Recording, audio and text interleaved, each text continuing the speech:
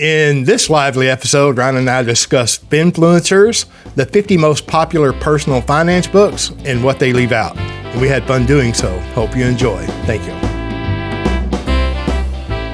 Welcome to the Banking with Life podcast. I'm your host, James Neathery. And I'm your co-host, Ryan Griggs. And here we are, beautiful Saturday morning, Fort Worth, Texas, 20 miles south of Fort Worth, Texas. And halfway through our 2 weeks of spring. Well, we did get some rain, thank God. So as usual, I don't have topics, and Ryan spent the last hour looking. I wonder how much the listeners love that. Almost every time we start an episode, it's, hey, we don't have a topic today. You know what? There's and then we talk for an hour and a half. So I know. So there's plenty of topics. The listeners know that we're going to talk about really good things, and the casual drive-by tire kickers are going to go on. Mm-hmm. I'm okay with that, but it is habitual. I get it. I'll come up with something different. Habitual's the right word. Yep. Yeah. Okay. Well, how have you been, Mr. Griggs? I've been good, since getting the book manuscript submitted in March. That took a lot of time. It's unreal how much time. Everyone knows, all the listeners know, they've been waiting for 2.5 years. Well, the ones who paid attention for longest have been waiting longer than that, because it's been like 3.5 from inception of the idea to finally submitted. Yeah. And there will be more to be done. Right? There's an initial editorial review where people who don't understand IBC are going to have comments about the book, and so then I'll incorporate some of those. I'll tax your time and get your opinion.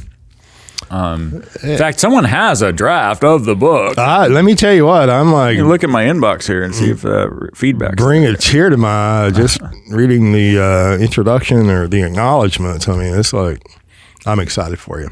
Thanks. And I'm not finished with the book. There's no question, but I will finish it before the editorial draft. Yeah, it's a lot. I mean, it's 65,000 words. Yeah. Right now. It's a legitimate book that the general public needs to have access to, and the people within the infinite banking footprint, the practitioners, little p, and practitioners, capital P, have no idea what's coming. But I'm telling you, it's good. From what I have read, and I've been around for the last 3.5 years, so I have a really good understanding of what is going to be in there anyway. Yeah. And some of the adjustments that have been made over time too. There's no, to my knowledge, a work that complete. Thank you. So, it's certainly, whether it's complete or not, we'll find out, but there's certainly nothing doing that, right? It's not selling IBC. It's not repackaging, becoming your own banker, and trying to develop a brand. Modifying Nelson's work, changing it, speaking for him.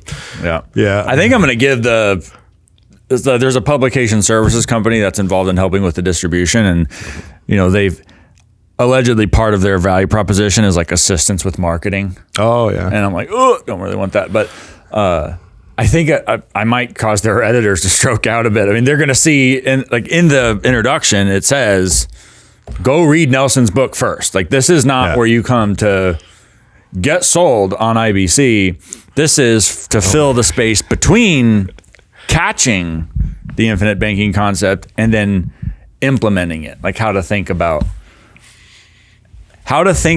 the various things that go into policy design, and how to think about that. Why you would approach the rationale, the thought process in the first place. This is so perfect because of the few notes that I made, right? And we generally, we cover an awful lot, and it's very nuanced, and we're very aware of that, and we understand it's long form, and thank you for listening. Okay. And if you're, bothered by me moving my mic or being redundant, my heart goes out to you. I'm okay with that. And I also know that, I speak very slow and simplistic, but I'm worth waiting for. So because one of the little notes that I had made is marketing, and so with the other notes, I've had several client conversations, which I always do every week, and they're very good, and then prospective client conversations. In a lot of those prospective client conversations, this is the initial conversations, right? I am genuinely and continually impressed by some of the marketing things that they listen to that are just very very narrowly focused, maybe on high cash values in 1 year, first year, whatever, initial premiums, and the duration of a premium and the benefits of that is all just left completely out. So, and what I'm impressed with is how much money someone may be willing to pay to get into the infinite banking concept, to become their own banker, based on such little information, but really good marketing. It has to be really good, And so if there's a work that includes how to think about after you've read Nelson's book,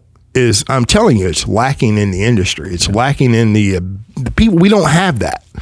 We can't go out and buy that book anywhere yet. And after having gone through the process, I understand why it doesn't exist yet. Of course. Because it was brutal. It's very time consuming, but it also takes knowledge and experience to even do that. Yeah. Okay, so... well, I think what you're talking about with the being impressed by how quickly people will make decisions based on this gamified ClickFunnels type stuff. I was listening to, I've mentioned the guy's name before, Patrick Boyle, he's a finance professor somewhere, has a YouTube channel, did a video recently, here we are, April 2023, and he mentioned this paper called The Rise of the Finfluencer. Finfluencer. Finfluencer, Finfluencer, financial influencer, by a lady named Sue Guan, Guan, at Santa Clara University School of Law. I'm sure she's great. I'm sure the paper's really, really wonderful. It's 52 pages, and in the first 10 says nothing at all. But she does have some references. Sometimes academic and lawyers, God bless them. I mean, I had a great call with a lawyer earlier this week, was stunned, but she's a law professor. Yeah, look, this is a side note. He sent me a text after he got off that call, and he said, "Hey, I had a fantastic call with an attorney," and I'm like, "Oh my gosh, those two words don't normally show up in the same sentence." I'm excited to hear about it. Yeah, so this, professor and a lawyer, so it's going to take 52 pages to, say not much, but I like the idea of put a label on it. The Finfluencer. That's what a lot of this is Finfluence. A lot of she refers to an article where there's a classification of the different magnitude or impact of the different kind of self-styled social media influencers in finance, and you're a macro influencer if you've got over 100,000 subscribers. You're a micro influencer. Everything about economics has got to be macro or micro. Yeah. They always have to. The micro influencer has between 10 and 100,000 subscribers, and the nano influencer has under 10,000. So I think technically we're nano influencers. Mr. Nano.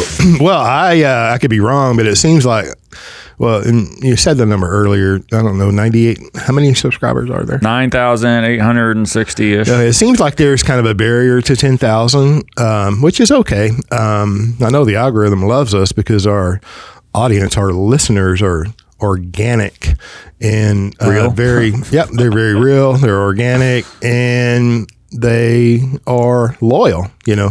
I speak with agents and advisors regularly, and they are generally always very complimentary. James, I listen to your podcast. You and Ryan cover a lot of things, and and I have one too.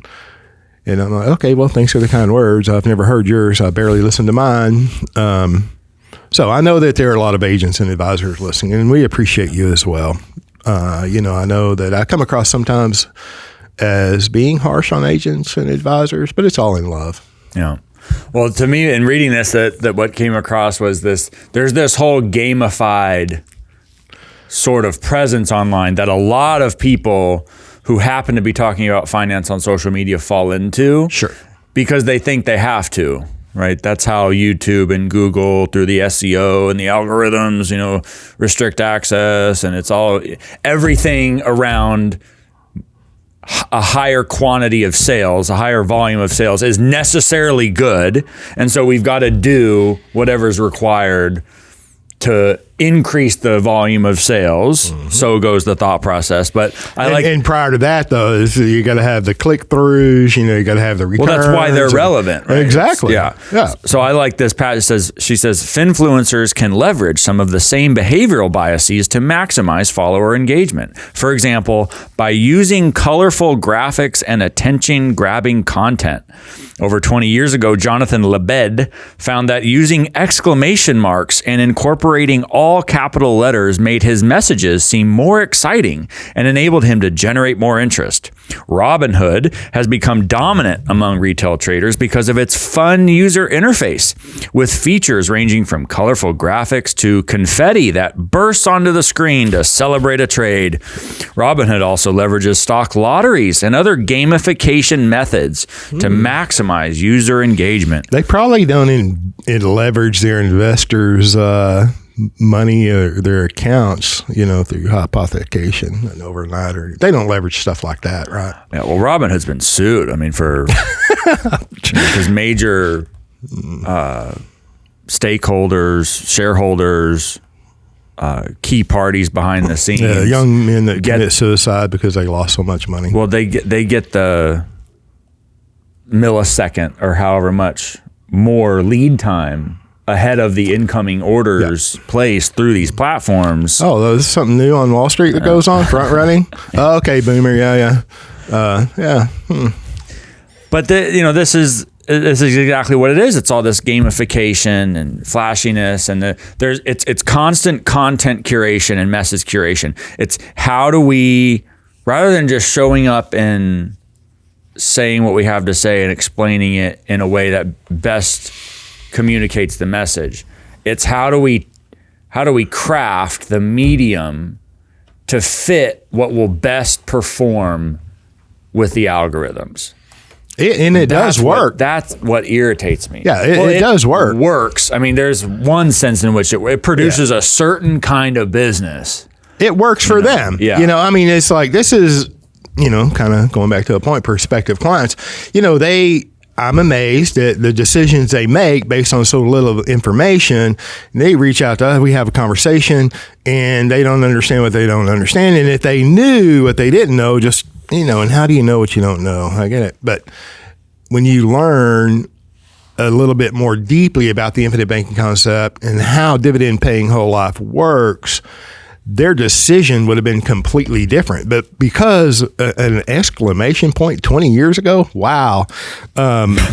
Because whatever the graphics, whatever the music, the confetti, they are all in, it gets their attention.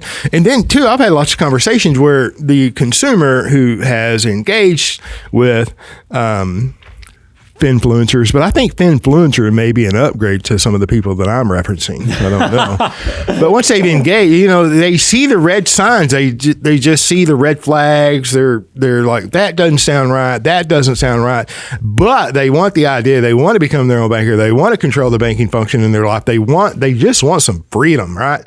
And so the buzzwords are used. There's an air of legitimacy. But these red flags, they're going right by, and then they're still making the decision to do whatever they do. Mm-hmm. Then if they continue to learn, and then I see too that there's not everyone wants to continue to learn, right? Maybe they're just going to learn by application. But the people who continue to learn, then they can see that, I flew right by the red flags. And now I understand what I did is either not good or could have been much better. Mm-hmm. I mean, how I deal with that almost weekly. I do a lot of yoga, and this one kid, bless his heart, he's a neuroscience PhD, and he was probably get along fabulously then. Huh? Oh, just wait. Nice guy. Yeah. It was good. Saw him at Rockwall, where I live, pretty small town, so like 3 coffee shops, and so I saw him at a coffee shop once, and like, hey, what are you doing? It's like, well, I do performance coach. He's not going to listen to this, so that's fine. I was like, I do performance coaching for entrepreneurs and business people. I'm like, oh, okay, cool, good for you. Yeah. He's like, have you heard of Grant Cardone? Have you heard of Mr. Beast? He's like, he got really excited. Yeah, these online influencey people. And I'm like, yep.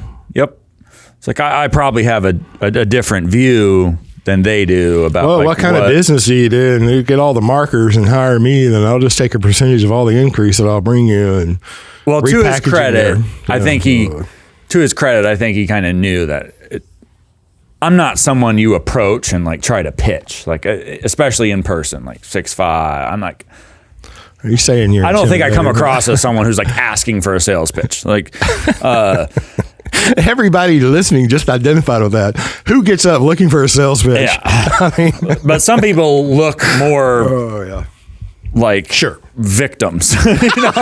Like they're easier to get. But anyway, so he's explaining this to me, and so I'm like, yeah, I probably don't agree. He's like, well, what do you do? And I'm like, oh, great. I asked for that punishment, and so I told him. And it's like, yeah, me and my business partner, we do a podcast, but there's not money behind it. To explain this, we've been doing it for a long time. They're long form. Don't really care what the algorithms are. Oh, that was you explaining to him what you I was like, I'm explaining everything to him and how we, attraction rather than promotion, not really interested in the whole ClickFunnels, being a part of all the modern crazes about how to be, quote unquote, successful online as a solopreneur. I'm going to start putting exclamation points.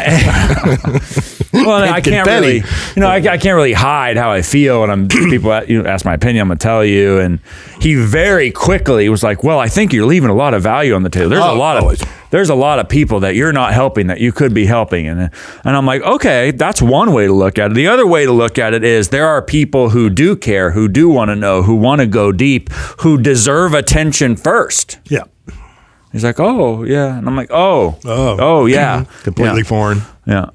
And, and a part of my point to him, too, was like, I don't want that lifestyle. I'm not going to live by the algorithm. I'm not going to live and die by what some Google engineer in Silicon Valley decided to throw into their search machine. Like, is that going to cost me business? I don't care. Like, if I woke up one day and said, the thing that I'm going to do is I'm going to make a lot of money. Right. Well, I go deal drugs. I go run for government.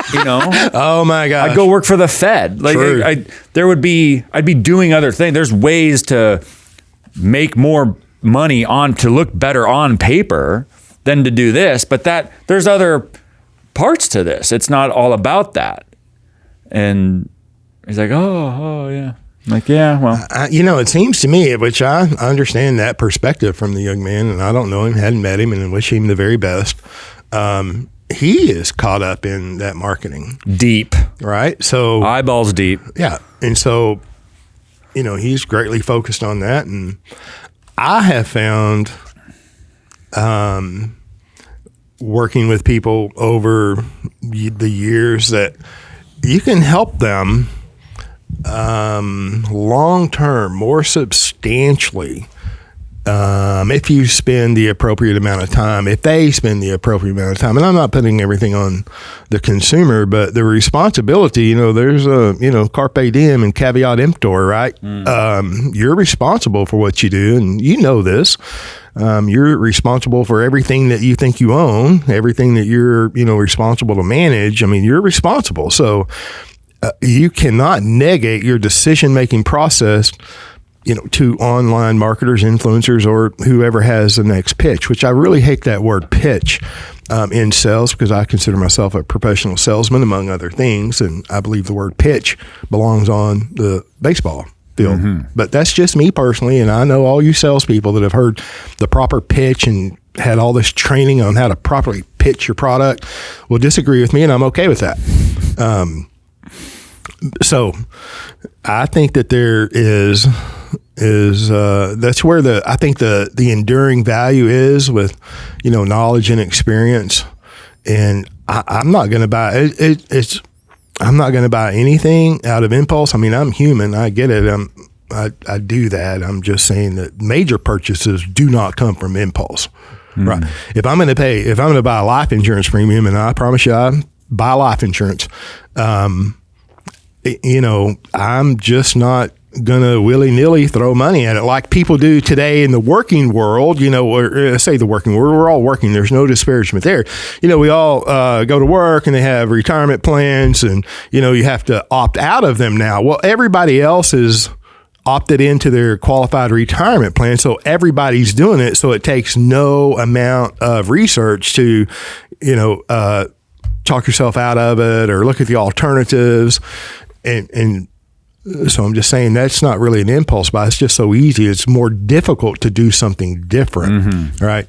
And that's where the value and the success is, even if you make a mistake, in my opinion, in general decisions that, are substantial. So I'll press for time like everyone else,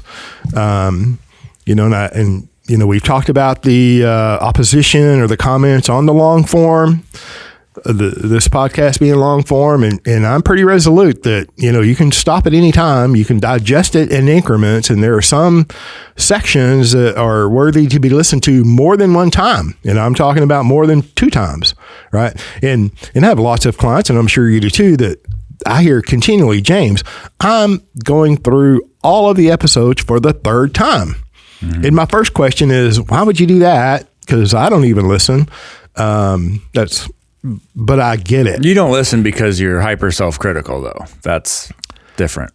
Right. I mean, if I wanted to learn something, I'm going to read it and reread it and highlight it. Like some of these books that you refer to me and I love to read. And I'm like, okay.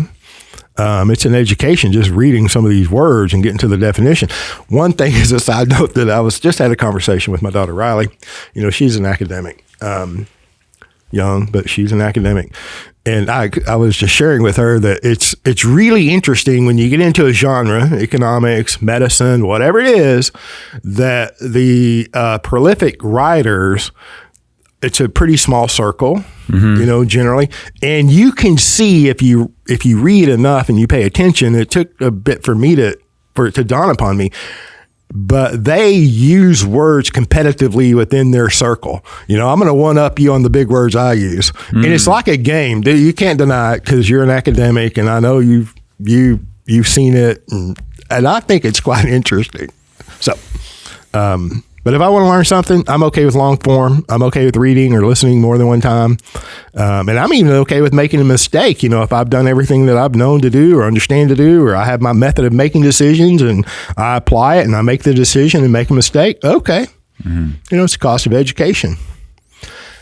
But to listen to a 30-minute presentation from a Finfluencer or a wannabe Finfluencer and make a substantial investment, and life insurance is not an investment into anything, make a substantial purchase is beyond me. It is beyond me. Well, I think, and I had a conversation with a new client this week, and this came up. It's like, I get to wondering why people behave the way they do, like with respect to what you're talking about, making a quick decision. And I've mentioned before this idea of being backed into a corner, right? Of this fight or flight response, of being under a state of perpetual financial stress because we're so hyper undercapitalized. We haven't even been told to think in terms of capitalizing. It's like you take an animal and you ripped it away from its genetic evolution and it didn't know that it had to store up food, so that every day it had to go out and scavenge to survive, to subsist. And you can imagine that kind of organism that's in that hyper stress environment, hyper stress mode all the time, in an ever more threatening environment with ever more things that could hurt you or take that organism out. There's this constant tension of, I've got to act now in order to survive. I got to do something now. I got to move quick. And then when something comes along in that context with a flavor of a solution to it, like kind of smells good enough, it's like, whew, let me jump on it quick. And when add into this the context of the internet, and bandwidth is ever and ever more cheap, and the lighting and the camera and all of this is becoming less and less expensive, and anybody can do it. Anybody with a camera in the basement can do it. And so, by the way, it's okay to like put a shirt with a collar on, that, you know, but everybody, coaching, is this a coaching program too for advisors? Oh, this is, the price isn't high enough for that. What's it pay? But everybody can do it, and there's more and more of it all the time. And the conventional environment is ever more fraught with hostility, and it's getting worse and worse. And so people are getting squeezed more. And at the same time, it's like sugar saturation. You know, there's sugar and high fructose corn syrup and all the food. And so we're starving. And then, here's this plate of chemicals that's going to make you feel real good right now, and it's going to make you want more. Marketed just to the nth degree. Packaged and bowed up. Has the exclamation point and the confetti and the bright colors and the great sound. Free. And everybody's doing it, and you're the only one that's not doing it. Yeah. It's extreme. There's a spirit of seductiveness to all of that that's very insidious, right? One of the many spirits that are attached. Yeah. Yeah. But I think that's why. And so people are there's the starvation for elucidation, for understanding, for a solution, for the truth. And this, you know, the marketers who are themselves bolstered by this. If it's voluntary, if it's commercial, it's therefore good. There's, you know, all this other stuff about service or anything that might go deeper, that's beyond the mere superficiality of the morality of a sale. Like it's good to sell, and salesmanship is good, so I'm going to go sell. And as long as the price gets paid, then that's a good thing. They're caught up in the same thing. You know, if I don't sell something, I'm going to die or not live tomorrow. They're doing the same thing. Absolutely. They're in the same environment. Absolutely. I know, you know, look, I've been in sales my whole life. You know, of course, I don't allow anyone to pigeonhole me as only a salesman. I'm just stating the fact that I believe professional salespeople is required, preferred, and valuable. And so that's not a negative connotation to me. Okay. Being a professional salesperson.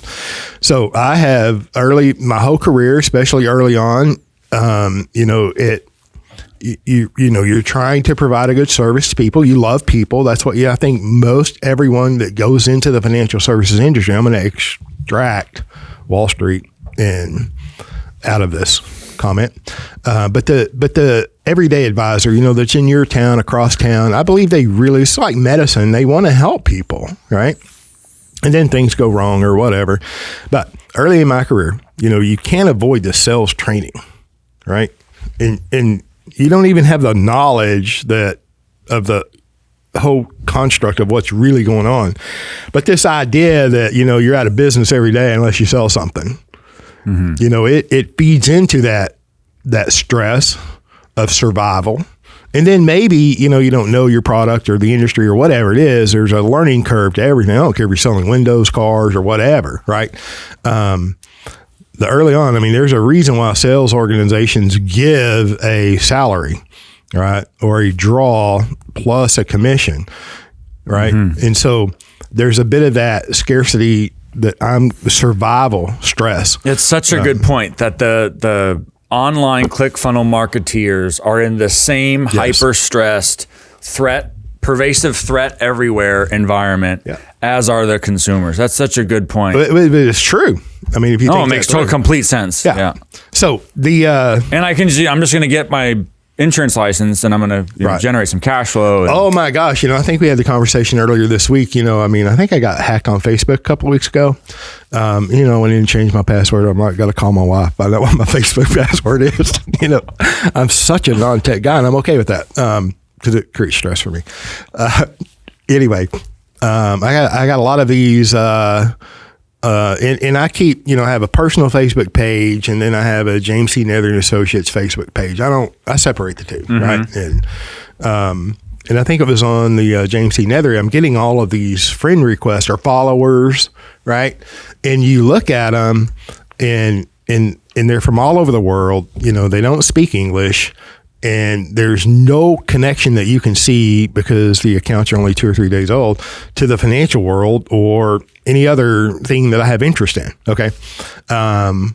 And then I want to also say, while I'm on Facebook, and I do get on Facebook, I know I'm a boomer. I entertain myself from time to time on the commentaries with the financial entertainers, because they advertise all over Facebook. Of entertainment, but okay. Yeah, well, the Finfluencers, right? The ones that have 80 million followers a week and or less. And the commentary. And I mean, I have screenshotted some of these comments because they are so entertaining. You can clearly see the people who have drank the Kool-Aid on buy term and invest the difference. You can clearly see the consumer. You can clearly see the we call them termites in the industry, the people that promote term only, right? And then bash whole life and then you see it's just an evolution or you can just see the segregation of the groups by their comments, right? And it's amazing to me. And then like the people that love IUL and then the people who understand IUL and then the people who don't understand IUL, and then they combine everything IUL with whole life and it's all the same. And it's just amazing to me. Okay. And when some of the comments are really good and entertaining, you do a little trolling and you click on them. And I ran across in this one thread, of course, there's a very long thread. I didn't read all the comments. And thank you for the friends and clients that, shout out Ryan, James, and Banking with Life. I appreciate you very much. Directing to people, well, if you want clarity on whole life, go here, right? But clicking on some of these commentators that are very interesting, and I think that I know I screenshotted 3, so there are more than that. You get to what they do, and they're digital creators. Speaking to exactly what you're saying, I'll go get an insurance license and then I'll create whatever, replicate whatever system or repackage a system that I'm paying for and add a profit on it and whatever. I'm a capitalist. I'm not opposed to profits. And it's like they have no idea about life insurance, but that's what they're promoting. And they are the ones that it's not like your academic article there that is fabulous. That's giving a full reference. You want to learn about these things. Here's where you're going. Here's what you can expect. Here's an idea of what you can learn. See the difference? And so if I'm a consumer looking at it, it doesn't matter. It's still social media. It's commentary on Facebook. It's commentary on an ad of a particular product. The only thing what is a consumer really going to learn? Nothing is my point. There's nothing there. And it's all marketing. Oh, I can get a life insurance license. The only thing harder to get than a life insurance license is a driver's license. Okay. And then I'm going to go get a contract with a life insurance company that's starving for sales. By the way, at least driving's fun. Oh my gosh. And then I'm going to, whatever. I'm going to connect with somebody that's a real influencer and has a lot of listeners. And oh my God, caveat emptor, buyer beware. It's not good. Yeah, I think it's in economics. We talk a lot about specialization, and and with it the idea of opportunity cost. And if we're spending all this time and money on improving the marketing machine and how well it performs on the online programs, it's like, what's the opportunity cost there? Like, what's being sacrificed to do that? And when I talk to underwriters and company executives and hear about what goes on in other agencies and the quality or lack thereof of applications and the feeling, if any, with regard to service, it's like if a tenth of the time spent on the marketing and the social media and the internet stuff, if a tenth of that was spent on improving professional relationships, on improving the quality of business conducted, the industry would be transformed. Including improving your understanding, your skills of like conveying a product. I mean, self-improvement is the point. Yeah. I had a client earlier this week, new client, and just talk about threat, the threat environment. Some people get very hung up on, very deeply concerned about modified endowment contract tax status or MEC tax status. Oh, yeah. Right. And the tax status is very negative. We get it. Distributions, once cash value exceeds cost basis, are taxable. There's always a 10% penalty if it's before 59.5. Like, things change for the worse in a lot of ways. And we get that, but some people, they hear about it and it's very amorphous, and probably on purpose, and the legal history and like why modified endowment contract tax status is determined as a function of the pace of growth of cash value relative to death benefit, and the particular reasons that relationship is analyzed in a certain time frame and not others, is all very opaque, and there's not a lot on it, and it's confusing. And then, just to understand the history alone is one thing, but then to understand how it works in the context of IBC in the present day is like more complicated. And I mean, I think I do as well as anybody in explaining the essential concepts that are bound up in this idea of non-MEC versus MEC tax status and what can be done to prevent it. But this one gentleman was just, it was almost like nothing was enough, right? And the response came back, well, once I see it on an illustration, I'll understand. And it's like, oh, probably not, because not all you're going to see on an illustration is a MEC limit, MEC premium, 7-pay premium in the first year.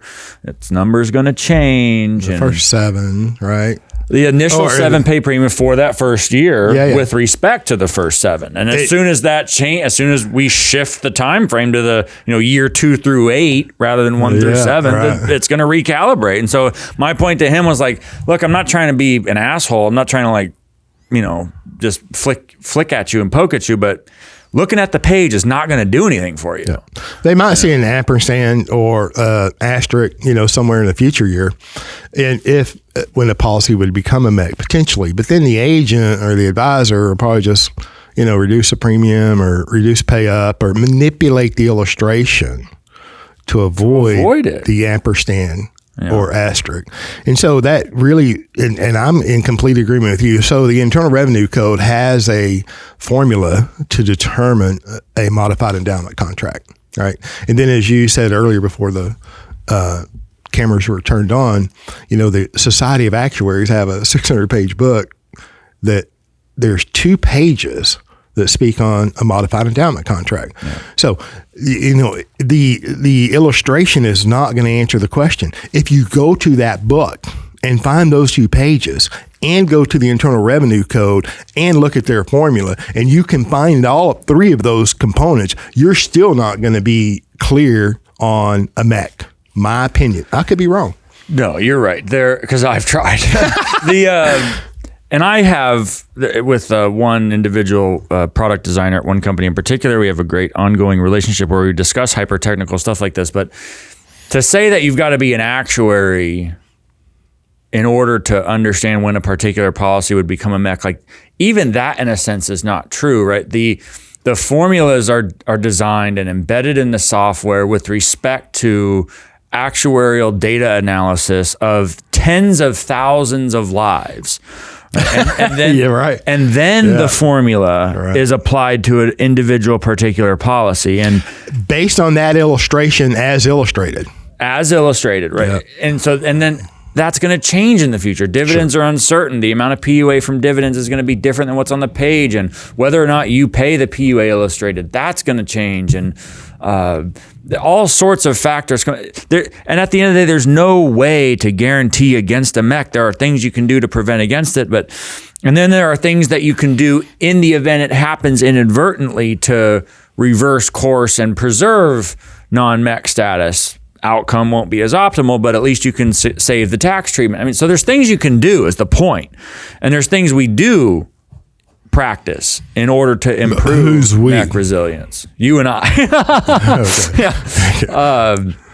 I continue this, and this is kind of in this Finfluence, in this vacuum there's a lack of rigorous education.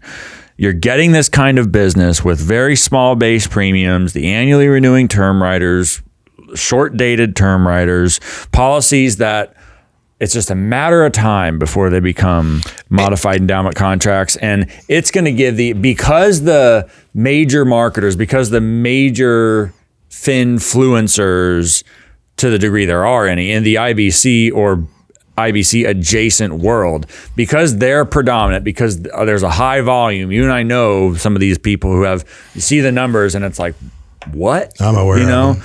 And so some of them, I'm aware of all that I want to be aware of. Big old, a lot of sales volume.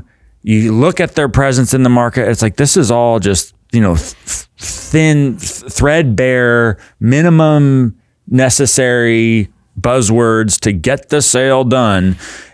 Those policies are begging for MEC status in 5 to 7 years. Yeah. And when it happens, it's going to be a big black eye, on the industry. And it's going to be equated with, just in the way an IBC capital P practitioner is a life insurance agent and all life insurance agents are scam artists and just want to make a commission. There's this error of association, this guilt by association thing. It's going to happen with the Finfluence marketing that we're seeing and the kind of policies that result, and the companies allow it. Preach, brother. Look, the companies are becoming aware, and let me say, and they know the companies that I do business with, I purposely don't speak about them. I'm not ever promoting a life insurance company. I'm promoting the idea that the listener can become their own banker and control the banking function in their life, and it's worth discovering and researching, right? That's my promotion. All right. And the companies that I do business with, all the way up to, as high as you can go, you can't get any higher sometimes, right? And they know. I mean, look, if you ask me my opinion, I'm going to tell you, right? And if you ask me back to give my opinion, it's not going to change. Okay, so they know.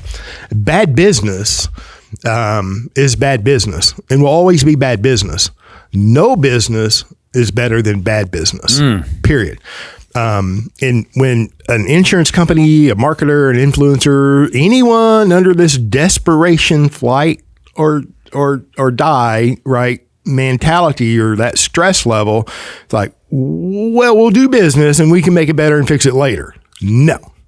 It's a no. That is so pervasive. I'm telling you. And then when you're saying that these policies, an awful lot of them are begging to be a MEC, whether it's in 5 years or 7 years, what if a policy doesn't MEC until the individual owner is in their 60s or 70s or their passive income time? And I'm telling you, the majority of them won't last that long before they MEC. Okay. But let's say that, they did. And then you happen to have a tremendous outstanding loan balance and it becomes a MEC. That means in that year that it becomes a MEC, all of the distributions above your basis are taxable as ordinary income in that year. So this is the very reason why I don't promote some books in the infinite banking footprint, because they're wrong. I'm going to expect to sell a business, or I'm going to expect some pie in the sky event to happen in the future.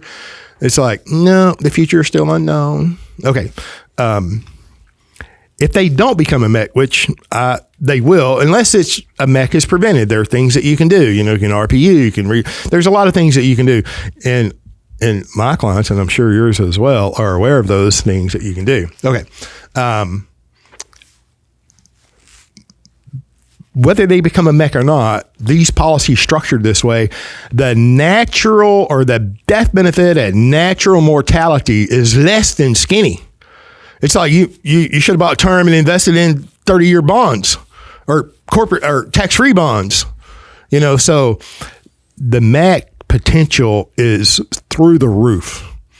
The forced reduction in premium, and hear my words, forced reduction in premium is inevitable. The reduced death benefit at natural mortality, which is not your business nor mine, all right, is going to be extremely disappointing. Right, so this idea goes back to this idea that the death benefit has no value.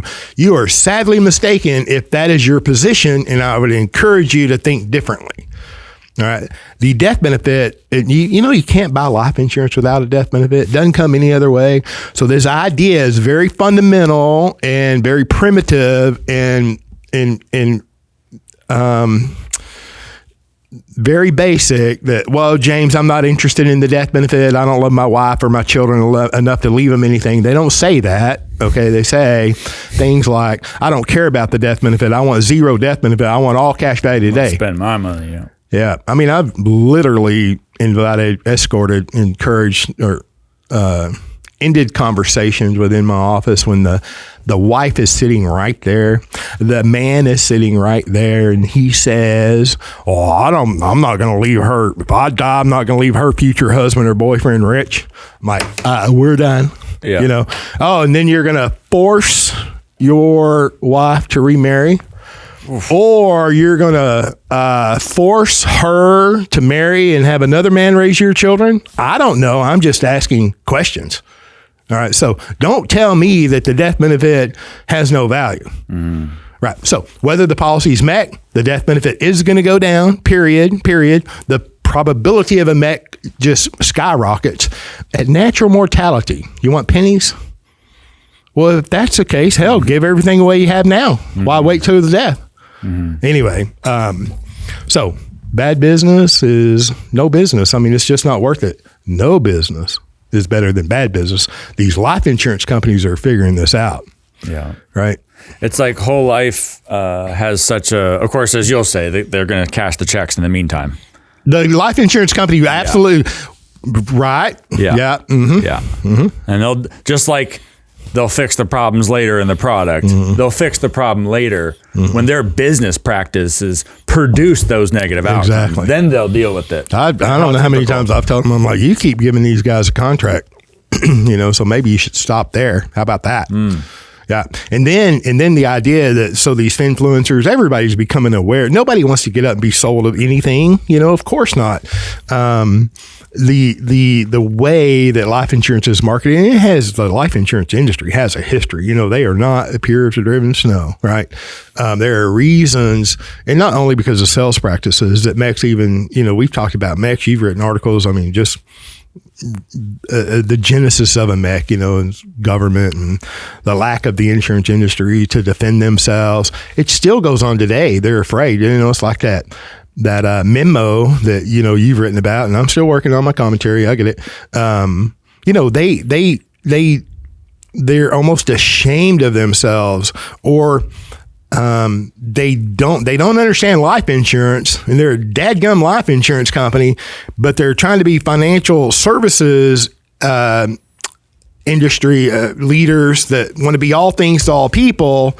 And wait, you've got all of these marketers that are doing this, and now all of a sudden you have a problem while you're still cashing the checks. Yeah. The sense of shame and guilt around just bona fide, plain old whole life. It's been so pilloried and just trashed by all the, FTC and Ralph Nader and all the, Crown, like you've mentioned, Crown Financial. Gary Knorr. Whole life, how stupid. And it's so ad hominem and just lathered in this negative, they're just re-parroting what they've heard. They're just parroting, they're parroting what they've heard. And how often in life do you encounter something where the vitriol, just the vehement vitriolic nastiness is just poured on the thing that really, where all the value really is, right? I wonder why. Yeah. It's all, was there a book written about a story about a man who was, killed because he was so hated when in fact he was the savior of the world? I don't know, but maybe this is an archetypal story is my point. Maybe this is nothing new, right? Where the thing that is so good, that is so valuable, that is so easy to understand really at its core, so simple to understand at its core, uncomplicated, is just vilified and crushed, and all these forces marshal to tear it down, and yet it survives. Right. And yet there are the companies who still do it, who last over a century. Like, it still persists. It's still there, despite this organized march to tear it down. And, the people who are involved are evil. It's not that they're merely wrong. It's not that they're incorrect. No, they're evil. They're out to get a commission. They're just out to sell you something to get your money.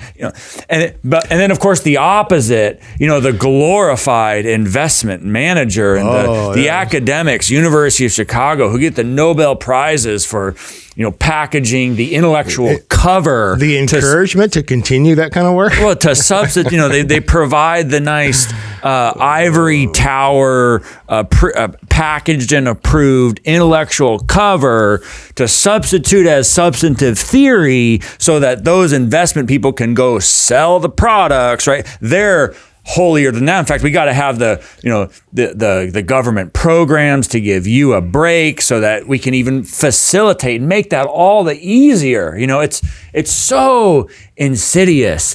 And then you have these companies that literally miraculously still manage to offer dividend paying whole life. And the sense of shame and guilt that they feel about their own core. I mean, it's like the self-hating phenomenon. Yep. And there are bona fide companies that most of y'all have never heard of unless you watch a whole bunch of insurance-related stuff on YouTube that don't feel that way. That are the exception, right? True companies that you can work with that sell policies to which I pay a lot of premium, you pay a lot of premium, like the no-name, non-glamorous, unsexy, mundane, but bona fide and legitimate sources of the solution are out there. Low profitability for the issuing company. Just steady. Yeah, they're too busy selling whole life to go sell enough of the market-linked, market-correlated assets to generate the kind of returns that you would need to finance the whole marketing machine in the first place. And so they don't do it, right? They rely on competent agents to go out there and share the message in a bona fide way. What a concept. But it's so... the word is disappointing, to be in the same industry and to see those institutions, once great institutions and ever declining institutions, that have such an opportunity, and they don't. It is their felt inadequacy is based on their own incompetence, their own lack of understanding of the product that made them great in the first place. And we're so detached from that history, from that tradition, from the understanding of what the product is. And they've so easily just uncritically accepted, like a dry sponge, just soak in the ocean of negativity and criticism from government and so-called consumer advocates. They're going to protect you, you stupid consumer. We're smarter than you are, so we've got to protect you and advocate for you. We've got to unbundle that whole life, that cash value component from the death benefit. It's too complicated. Yeah, let's unbundle it, dumb it down for you. Yeah, permanent death benefit's more expensive than temporary. No kidding. It's like I read an article, and I'll share it with you. It was shared with me. It goes into marketing, because the future of marketing is really now, right? The Finfluencers, the result of that is going to be what that results in. And this article that was shared with me was an opinion, completely biased, a glorified commentary of opinions based on his biases. But it was disguised as an academic article. Oh. Right? Yeah. 37 pages. Well written, but completely full of errors.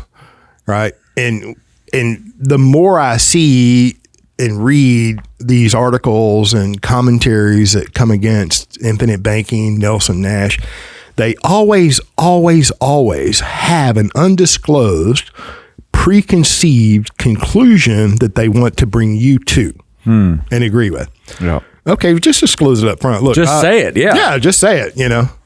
And there's just going to be more of that. It's hilarious to me how the type you're talking about want to put themselves forth as unbiased. You know? Yes. I'm unbiased. Yeah. I'm just awash in angelic purity of non-bias. I want complete transparency, right? And then there's no transparency with the whole life and the commissions or the dividend or the structure or whatever. But yet they promote products that are completely not untransparent. They are just so the opposite of what they're promoting themselves to be. Well, there's a version of that within insurance and this idea of whole life, well-capitalized whole life too, that says, we're just unbiased to the company. We're just going to go with the one that illustrates best, right? Where the numbers are highest, we'll put you with that company. We have no allegiance to particular companies, and all of which sounds really great. Oh, he's not shilling for a particular company, and okay, fine, yeah. Well, then all that does is move the goalposts, right? Rather than make a decision based on analysis of a company, we're going to move it to comparing differences in size of numbers, which is so, I don't think people realize how remedial. Remedial. That was the word I was looking for earlier.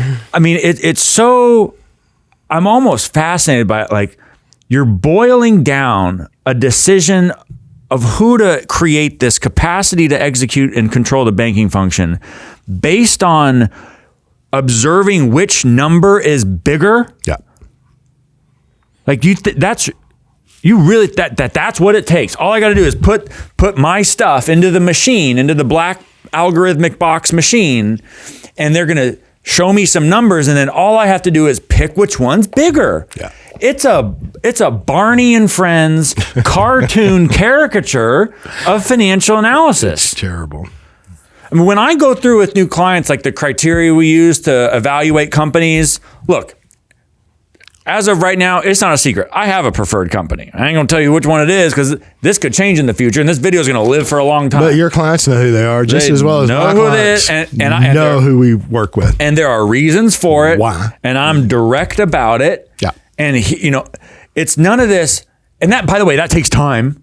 We have to go and think through what criteria would matter and why, and what are the second and third level implications, and how's that going to affect things over the long term. The things very broad, all of the things that are going to occur in the unknown future. Yes. I mean, some of which are clear, this is likely to happen, that's likely to happen. But if that is left out when you're looking at this number is bigger than this number. Yeah, I'm going to distill all of that, right? I'm going to crank the burner, boil all that away, and all that's going to be left is a little crystal of a number. Yeah. Where, that number's bigger than the other number. And then the wonderful Banking with Life hater pages online where my illustration proves that they're wrong, right? This display, these numbers on a page from this, all of which are non-guaranteed, based on all sorts of assumptions, that's proof that what we're saying is wrong. Yeah.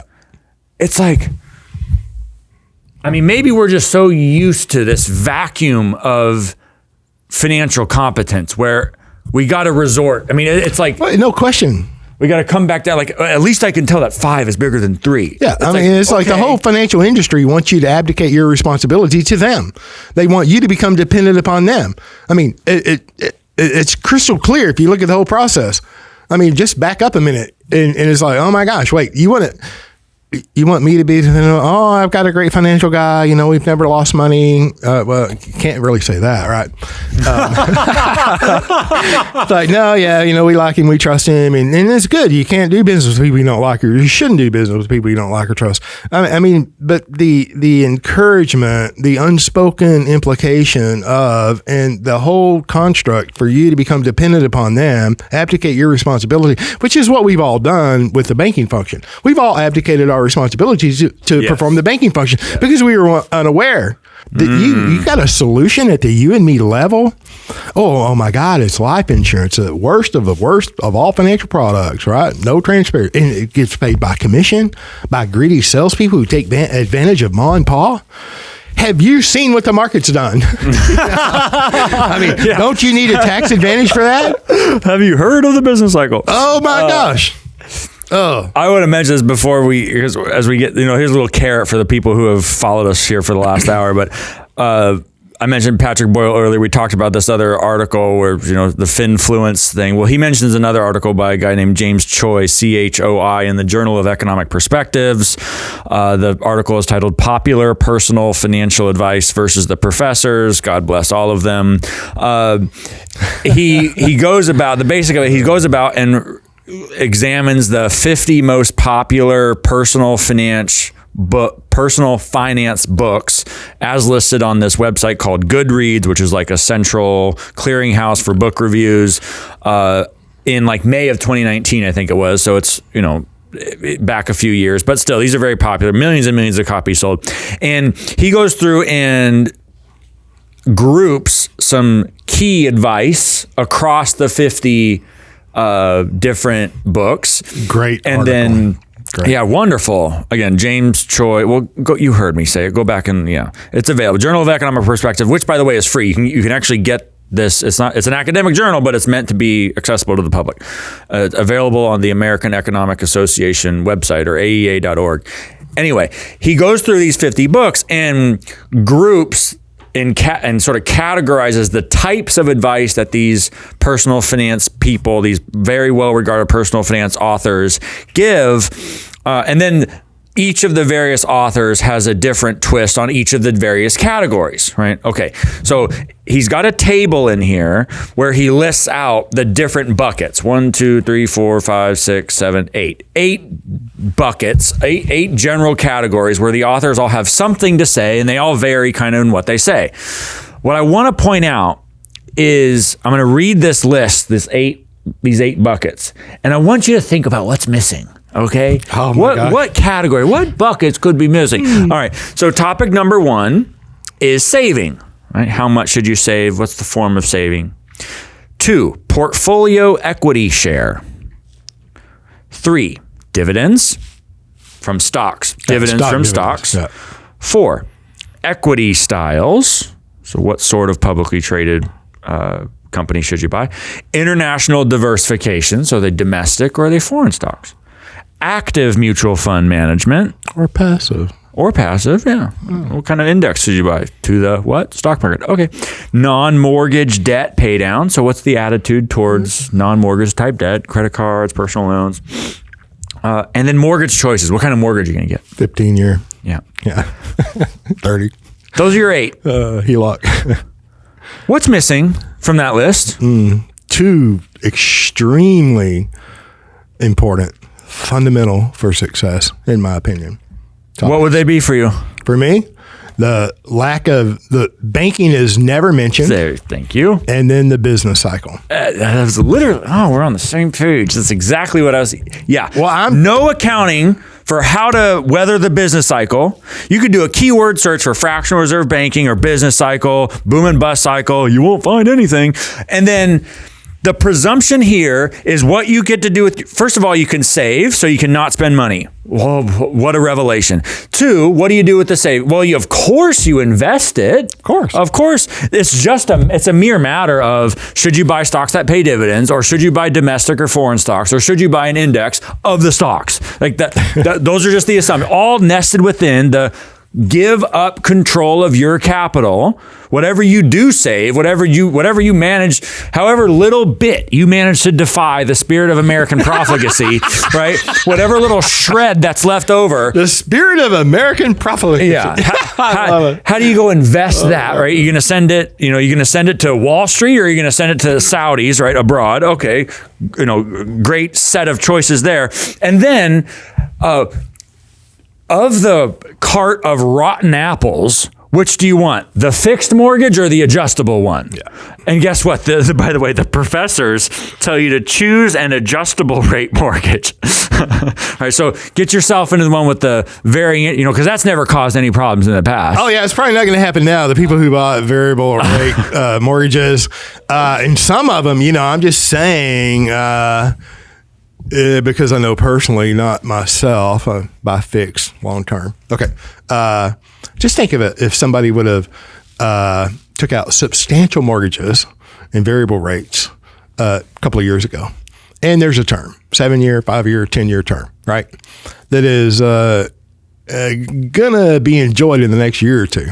But then they have substantial cash values that they have access to by guaranteed contract at loan interest rates of 5 and 6. So, hindsight's always 20/20. Anyway, I just had that conversation a couple of weeks ago with a dear friend. Yeah. So here's the 50 top books compared to The Economist, and everyone's arguing amongst themselves about how we should rearrange the deck chairs on the Titanic, right? Which style of investing should we do? And should it be domestic? Should it be abroad? And what color handcuffs do we want to wear with the mortgage lender? Do we want the fixed or the adjustable? Never mind that regardless of the loan rate regime, regardless of what the stupid APR says, we're going to bloodlet ourselves with the volume of interest that we fork over, right? And of course, we're all thinking in terms of just our own lives. We're not thinking of what our kids are going to go through either, because this is only going to be worse for them. But now you're talking about duration. I can't think past, sir. Yeah. Okay. So there's a third bucket, the question of intergenerational capital transfer. How are we going to get whatever little breadcrumbs I managed to accumulate during my lifetime to the next one? All of these, by the way, assume to some degree that whatever you build during your lifetime, you're going to consume. I almost said the word squander, but that's not far off. Consume during late in life. Interchangeable. Right. The question, the ostensible, the possibility of the morality of leaving a context better than you found it, right? Leaving your people better off than they were when you came around. Like that idea, that's nowhere in the top 50 best personal finance books and The Economist. If they have anything to say at all, it's nothing helpful. It's like, that's what's out there. Yeah. And then we wonder, why the challenge exists, in the infinite banking concept. And then what passes for popular financial advice is laundered through the social media marketing apparatus, all of which profits the major ultra corporations that are in bed with the government today. It's like, so passive or active? Yeah. You want to invest in these big. Gosh, which index should I get? So then people, and that's one of the reasons why they say, and God bless them, the engineers, you want to put together the spreadsheets, and you're going to, rather than looking at the numbers to tell which one's bigger, you're going to have the spreadsheet tell you, okay, put a color on it. It's like, we get so into the weeds. We're dissecting the molecular structure of the bark. We're so narrowly focused on this little frame that's been designed for you that we miss the big old forest. And but you want to put that on an Excel sheet, or worse, a life insurance illustration. I know I've been accused of that. It's like, I'm getting off into the weeds when I harp on structure, duration, and the things that matter, beyond the big number on an illustration and a little number on an illustration. Yeah, just make it simple for me. Well, I normally get pushback from, people who confess to be agents and advisors or marketers, Yeah. So, look, I had a conversation the other day. Nelson talked about different items where he illustrated financing in becoming your own banker, right? And so here we are in a rising interest rate environment, and most of the home office life insurance people have never been in this position. We were coming out of a 15-year interest rate low-ish, 15-ish years. Right? They have no context at all. They have no context. So these portfolio managers, now some of them are older, and they can vaguely remember. But, most of the executives at the life insurance companies have not been in this situation, right? And, we talk all the time.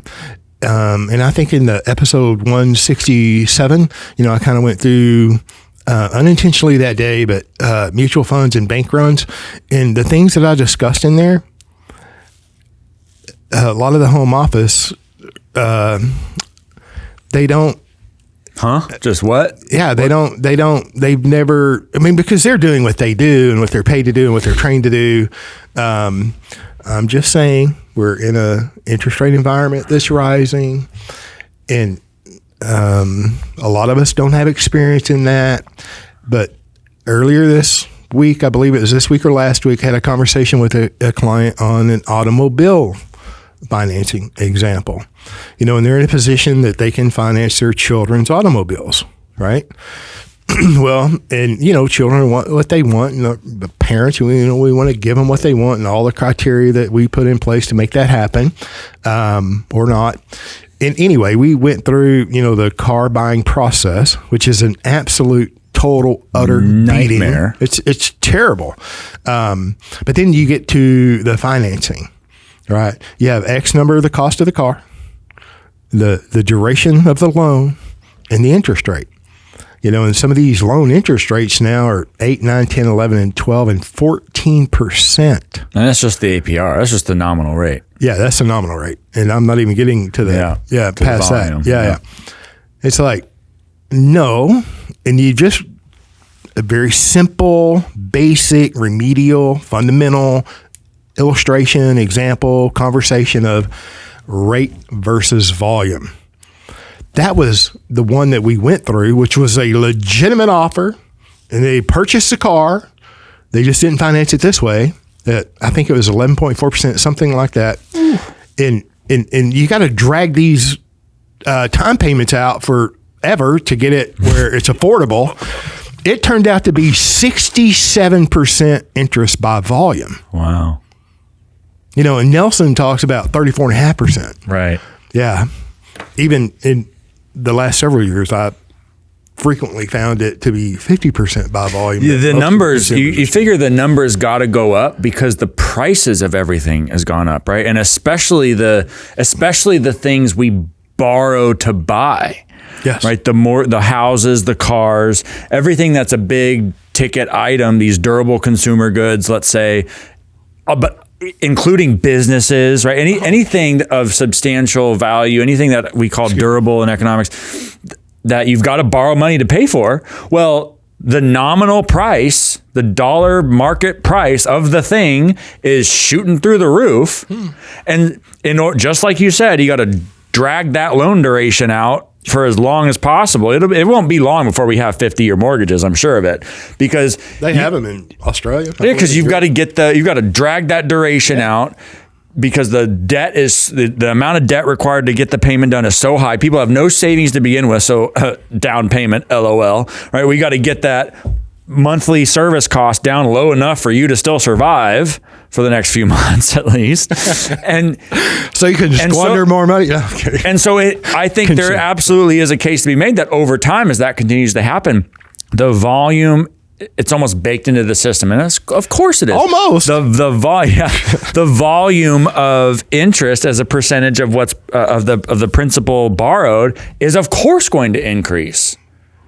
And that is the story of monetary centralization and consolidation over control over capital. So it's only going to get worse. So the problem's bad enough. It was bad enough when Nelson wrote the book. It's gotten worse since then. And where do you think we're going? It's going to get better. But like Nelson said, everything in finance is relative. Yeah. If you're the one with cash values, when U.S. gold makes the rules, right? Capital. So, the alternative of this individual was, there are multiple generations practicing this concept, i.e. paying high premium, understanding the value of access to capital, understanding capital control, personal capital control. Okay. And then having the discipline. I can't imagine these Finfluencers really have the discipline to forego a decision today to build capital. And maybe I'm wrong. I hope I'm wrong, right? But I'm not there by observation of their activities. No. Okay. So this particular client, several generations, it was crystal clear to them, right? That, I can access capital at 5.2%. And then I can control the duration. And now maybe I can control the duration. Maybe the duration becomes more important whenever I understand the benefit to me. Wow, what a good and point. My third and fourth generation, me personally now, and I'm not skipping generations, I'm not trying to drag it out forever so there's no value. I'm not saying that. Now, one generation that is willing to pay the interest, number one, disciplined as a child to repay a parent on a loan. Okay. And then intelligent enough through experience and education that I will maybe pay additional interest above what the life insurance contract or company is charging my parents. And then the result of that additional interest that I'm calling additional interest, quote unquote, i.e. the market rate, 11.4, 11.5, what that dollar amount would do in terms of premium to a life insurance policy over time, of which I am going to be a beneficiary, am a beneficiary.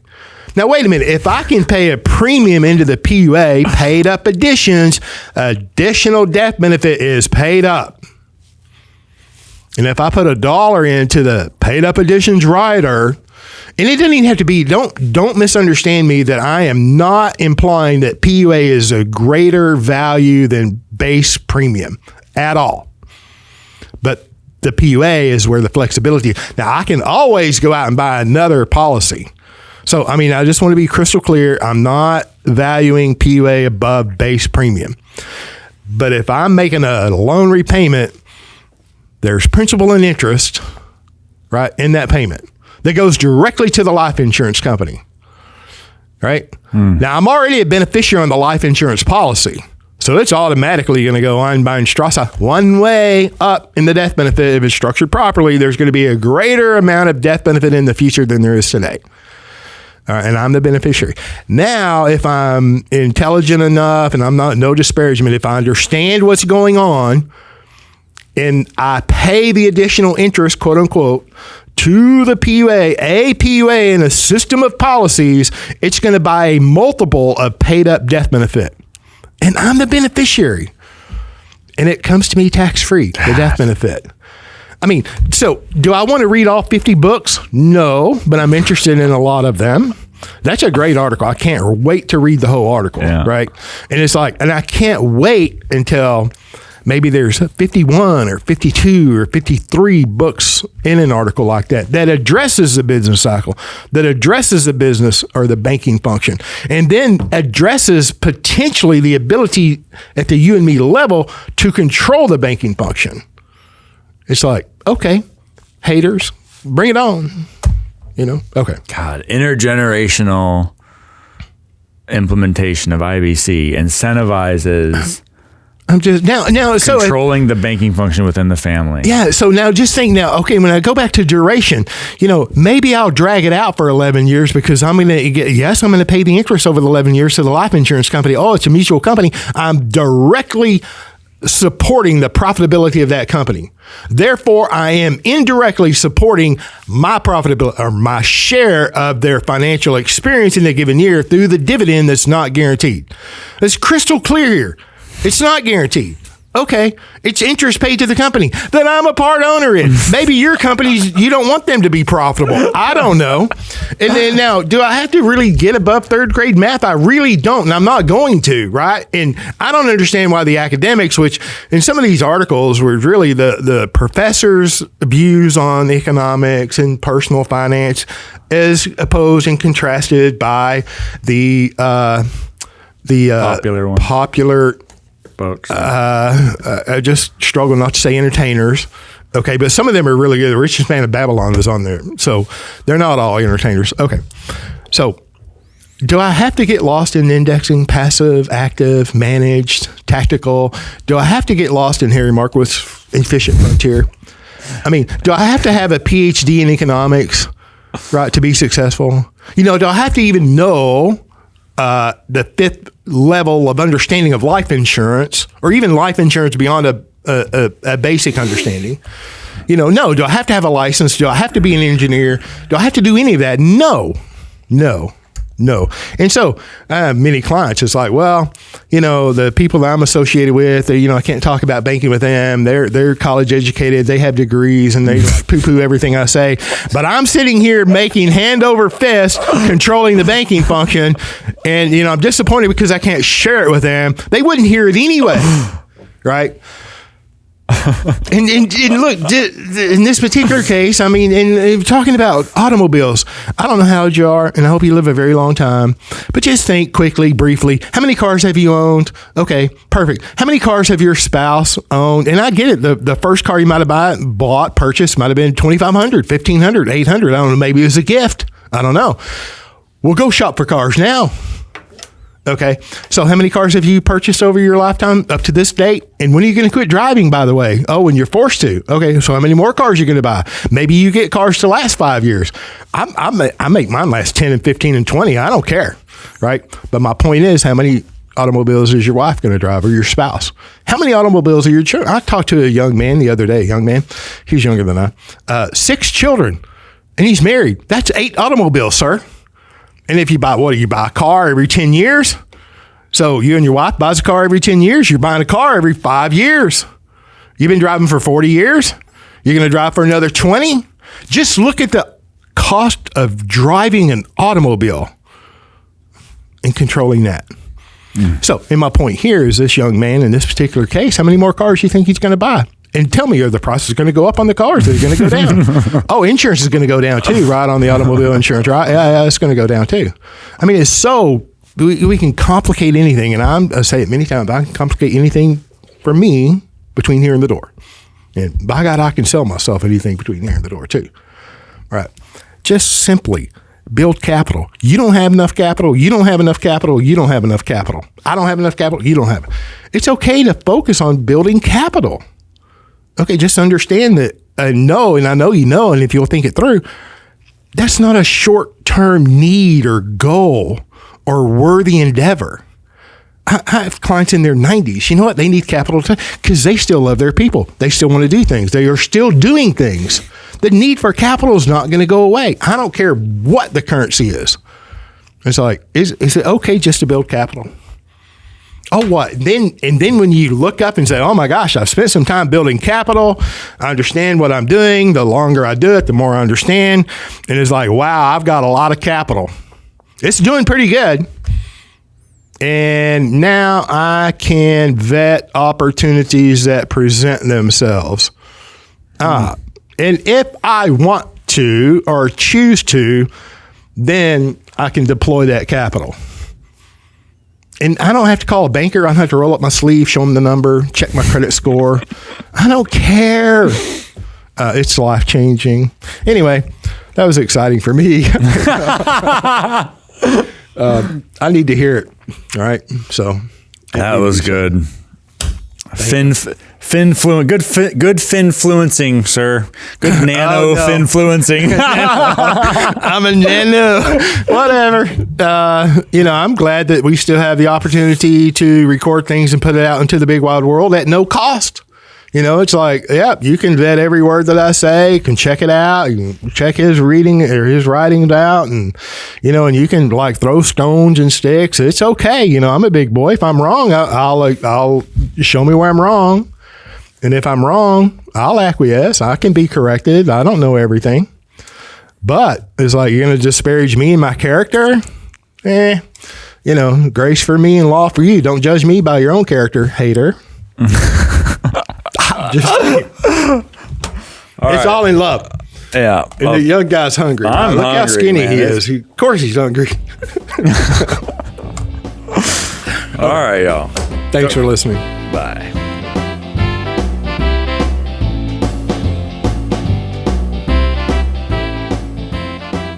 Thank you for joining us on the Banking with Life podcast. If you're watching on YouTube, make sure to like and subscribe and click on that little notification bell. Otherwise, join us on Apple Podcasts and Stitcher for weekly content.